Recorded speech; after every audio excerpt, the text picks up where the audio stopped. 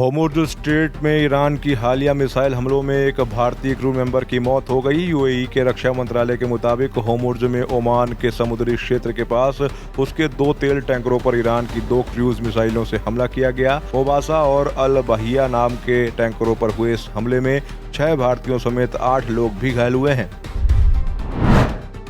प्रधानमंत्री नरेंद्र मोदी के मेलबर्न में हुए मेलबर्न मीट्स मोदी कार्यक्रम पर आयोजकों ने कहा है कि इस कार्यक्रम में आने के लिए लोगों को पैसे नहीं दिए गए थे। इससे पहले कांग्रेस नेता पवन खेड़ा ने सोशल मीडिया पर एक वीडियो पोस्ट करते हुए आरोप लगाया था कि 9 जुलाई को हुए इस कार्यक्रम में लोगों को पैसे देकर चार्टर्ड प्लेन से बुलाया गया था।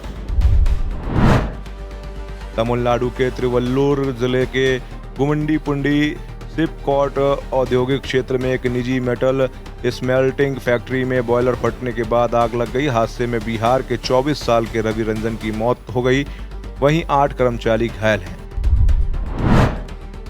ऑपरेशन सिंदूर के बाद भारत की रक्षा खरीद का पैटर्न तेजी से बदला है। पिछले 14 महीनों में मंजूर रिकॉर्ड प्रस्तावों से संकेत मिलता है कि सेनाओं को अब सिर्फ सीमित जवाबी कार्रवाई के लिए नहीं बल्कि लंबी और मल्टी लेवल वार के लिए तैयार किया जा रहा है। डिफेंस एक्विजिशन काउंसिल ने संघर्ष के बाद से 55 प्रस्तावों को मंजूरी दी, जिनकी कुल कीमत 9.80 लाख करोड़ रुपए से ज्यादा है। सुप्रीम कोर्ट ने किशोर किशोरियों के बीच सहमति से बने संबंधों में पास्को कानून के कथित दुरुपयोग पर चिंता जताई है। अदालत ने कहा है कि जब किसी लड़के और लड़की के बीच संबंध हो और वो साथ चले जाएं तो हर मामलों में स्वतः पास्को का केस नहीं माना जा सकता।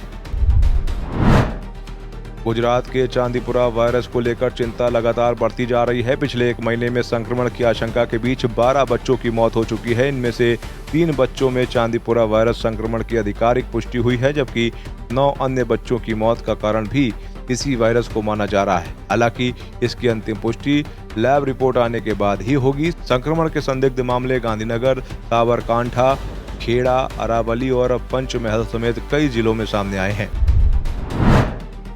देश में E20 पेट्रोल को लेकर छिड़ी बहस के बीच केंद्रीय मंत्री नितिन गडकरी का एक चौंकाने वाला बयान सामने आया है। नितिन गडकरी ने कहा है कि कोई भी आम कार मालिक खुद अपनी गाड़ी की माइलेज का सही अंदाजा नहीं लगा सकता है।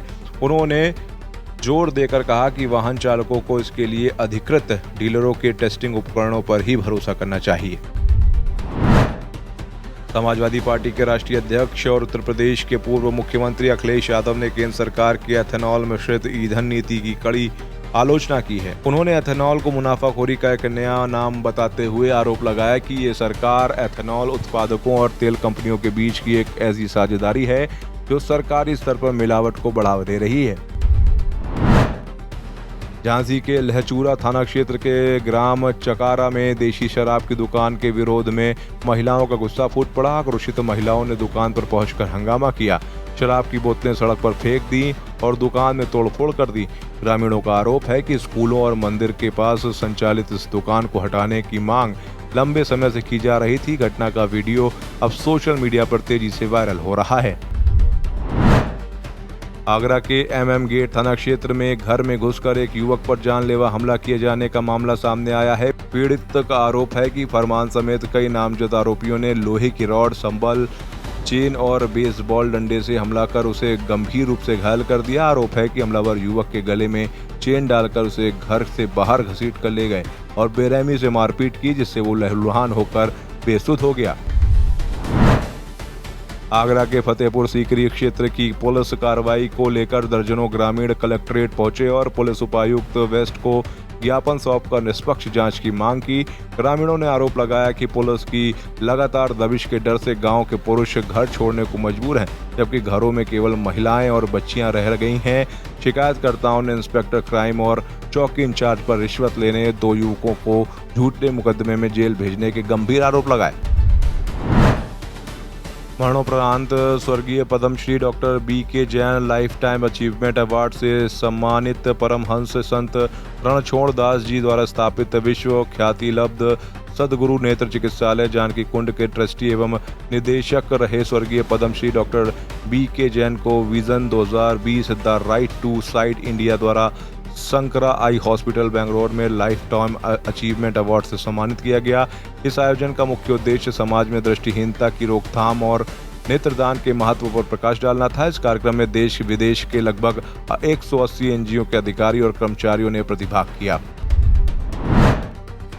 फ्रांस और स्पेन 20 साल बाद फीफा वर्ल्ड कप में आमने सामने होंगे। दोनों टीमों के बीच 2026 वर्ल्ड कप का पहला सेमीफाइनल बुधवार देर रात 12:30 बजे डलास स्टेडियम में खेला जाएगा। वर्ल्ड कप में इससे पहले दोनों की आखिरी भिड़ंत 2006 में हुई थी, जब फ्रांस ने राउंड 16 में स्पेन को 3-1 से हराया था। लॉर्ड्स क्रिकेट ग्राउंड के 142 साल के इतिहास में पहली बार खेला गया महिला टेस्ट भारतीय टीम ने जीत लिया है। हरमनप्रीत कौर की कप्तानी में भारत ने इंग्लैंड को 270 रन से हरा दिया। भारतीय टीम बल्लेबाजी, गेंदबाजी और फील्डिंग तीनों विभागों में मेजबान टीम पर भारी पड़ी। जसप्रीत बुमराह 968 दिन बाद वनडे क्रिकेट में वापसी करेंगे। उन्होंने 2023 वर्ल्ड कप फाइनल के बाद कोई वनडे नहीं खेला है। इंग्लैंड के खिलाफ 3 मैचों की सीरीज का पहला मुकाबला आज बर्मिंघम के एजबेस्टन स्टेडियम में खेला जाएगा। इस मुकाबले में रोहित शर्मा और विराट कोहली भी वनडे टीम में वापसी करेंगे।